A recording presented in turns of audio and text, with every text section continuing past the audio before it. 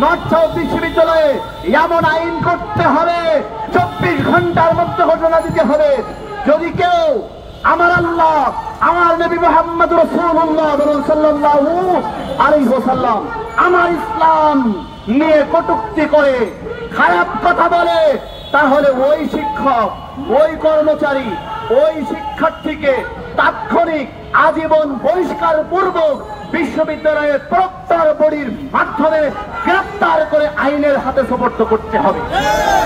আর সরকার কি করবে?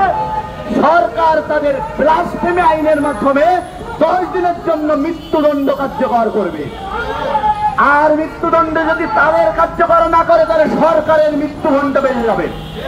আজকে এখানে সালাফি অ্যাসোসিয়েশনের নামে এসেছে বটে, কিন্তু এখানে সালাফি, হানাফি, অন্যান্য তরিকা, সব তরিকার আমরা আল্লাহর প্রশ্নে, কোরআনের প্রশ্নে, রাসূলের প্রশ্নে, হানাফি, আহলে হাদিস, সালাফি, আমরা সবাই ভাই ভাই, আমাদের মধ্যে কোনো ভেদাভেদ বিদ্বেষ নাই।